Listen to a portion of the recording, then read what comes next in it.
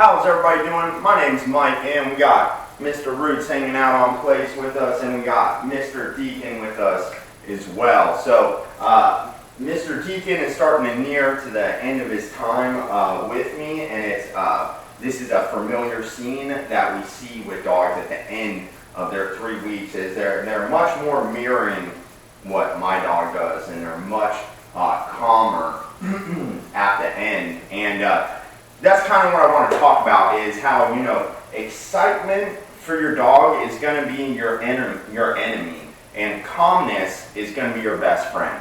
So a lot of people don't understand why they can't excite their dog. And one of the things we do in training, we use markers. So whether you know it or not, you're actually telling your dog all the time. You're either reinforcing what the dog's doing or you're discouraging it. Okay, all the time, whether you know it or not. In training, we realize this, so all the time, when I take a look at the dog, like for example, right now, I can say, good boy, good place, good job, Deacon, that's a good place, boy. You can see his tail, what's left of his tail, shake a little bit, even there's a little excitement, but you can see he knows that I'm acknowledging him. Now, in the general owner, they're not going to reward the dog for laying still. They're actually going to encourage excitement. Whether they do it knowingly or unknowingly, they'll usually say, like, what's wrong? Like, start baby talking the dog, make the dog stand up and start being excited, is what it comes down to. It's just pure excitement. And that's for the human, that's not for the dog. So we're always marking the dog's behavior. So if I get the dog up, and when I ask him to perform for me, so if I say, okay, heel, good boy, so I'm saying, good job, he came with me. Let him stretch. So we're always marking what they're doing. Sit, good boy, good, sit, heel, good, sit, good boy, good job. Hey, you can't sniff my feet like that, you see him doing that. Good boy, good job. So I ask him to sit, he lays down, that's even a step farther into submissiveness. Heel. Good boy. Sit. See, I'm telling him good boy when he comes with me, too. Good job, buddy. I'm telling him good boy when he comes with me because this is a bigger dog. He's 7 months old, and he learned that he could use his weight to push people around. He learned that, hey, man, if I use my body to stop, I can stop people on the leash. If I pull them, I can go in the direction I want to go. Heel. Good boy. How about heel? Place.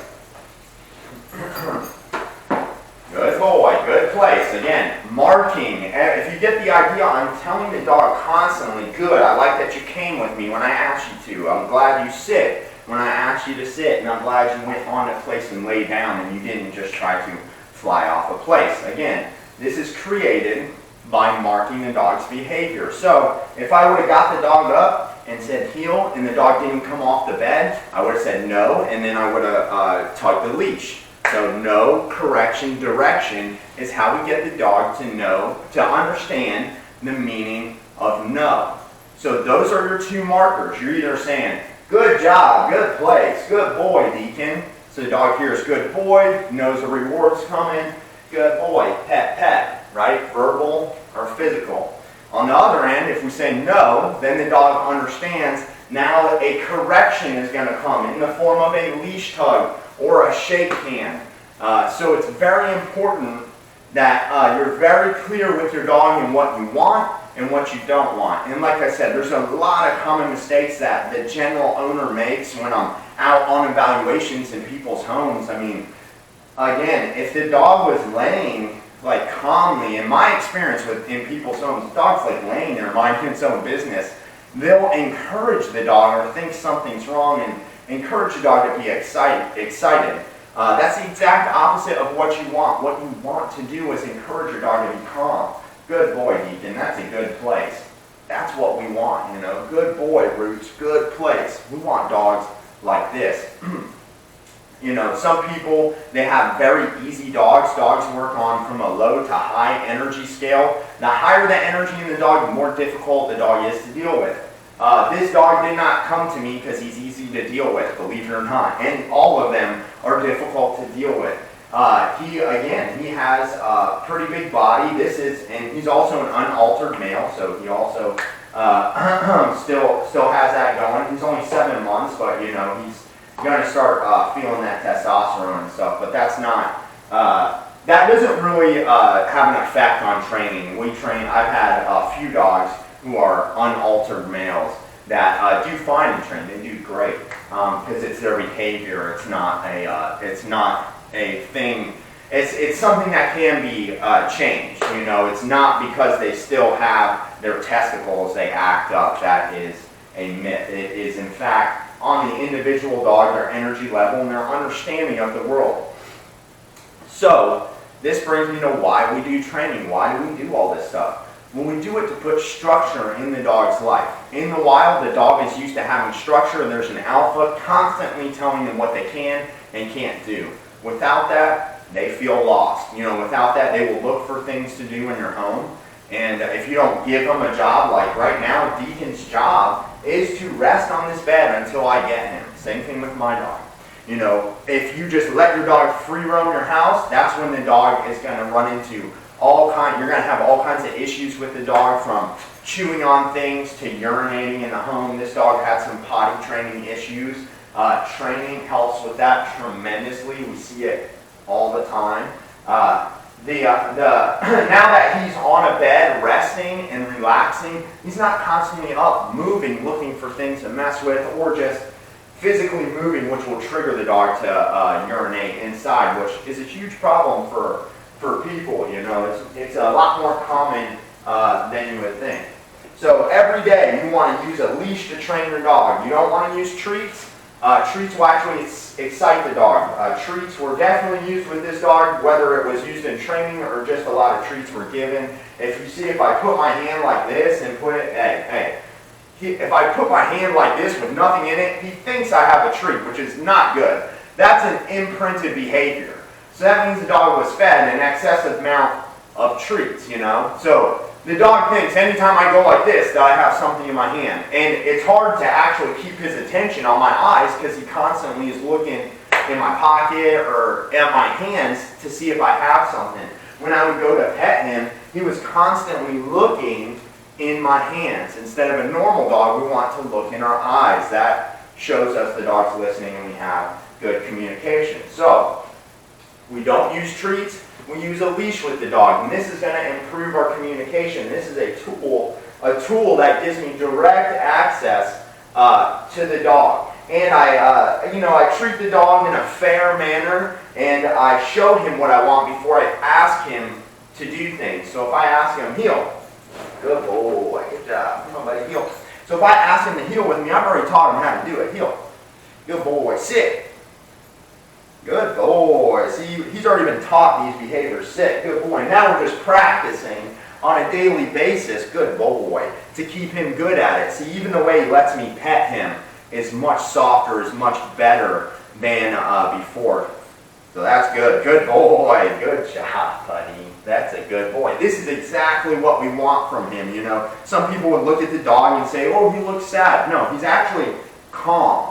He's actually relaxing, and this is exactly what I want from him. So when the dogs behave like this after we taught them all day, it's just good boy, good down, good job, good this, good that. That's what it is all day. When you taught the dog properly in a way they trust, understand, and respect what you want, you're going to get the good behaviors from the dog. And the last thing I want to talk about is the excitement. Again, that can lead to potty training issues. We deal with dogs all the time that excited pee. Luckily for this guy, he has a really good bladder, and he just needs a little extra help. And, you know, the excitement causes all kinds of issues, and that is the number one reason we see dogs, and basically every dog is either super fearful, they're either fearful and excited, or confident and excited. You know, the excitement is always there, and that's what causes all of these issues. Also, the marking, the owner's unaware that they're always encouraging things. So if your dog's jumping on you or jumping on a guest at your door and the guest says, oh, it's okay, and they pet the dog, they're actually telling the dog, yes, I like this, keep doing this anytime I come to the door. So they're reinforcing unknowingly the jumping from the dog. So We want people to start thinking differently about when you're with your dog about what you're doing. We want to reward things like this. Good boy, good job, good down. We want to reward those types of behaviors, and we want to discourage immediately as soon as they even look like they're going to do an unacceptable behavior. We want to discourage that immediately. The faster they're going to understand, the faster their life is going to be easier for them and the owner. Heel. Well, boy, heel. Good boy. Good job, buddy. Good boy. Sit. Good boy. Place. Good job, buddy. Now, I couldn't ask any more of this dog. What you just seen from him, if we get that all the time from him, we can't ask any more of that. So we want to reward him for all that. He's being compliant. Obviously it was not easy with him. He, at a certain point, he figured out, what happens if I just refuse to lay down? We take our time with training. So the dog did give me refusals to do things, but it's up to us to convince the dog mentally what we want. We never physically force the dog to do things. As you can imagine, a dog that size, I can never force him to do anything he doesn't want. I have to mentally convince the dog that, I'm his buddy, I would never do anything to put him in a bad position, and I'm your teacher. I'm going to show you how to get through things, and I'm going to make your life easier. And in fact, a dog with good dog training is going to have a more easy, more relaxed life with less stress. And that's how you're going to get the compliance that you want from your dog, is by marking those behaviors, working with your dog every day with a leash on, not with treats, and that's going to give you the results that you want. Treats are unfortunately going to just excite the dog as soon as you have them around. Or like I said with this dog, he got in the habit of just looking at hands all the time, looking for the food. We don't want to teach the dog we're a resource for food. We want to teach the dog that we are their leader.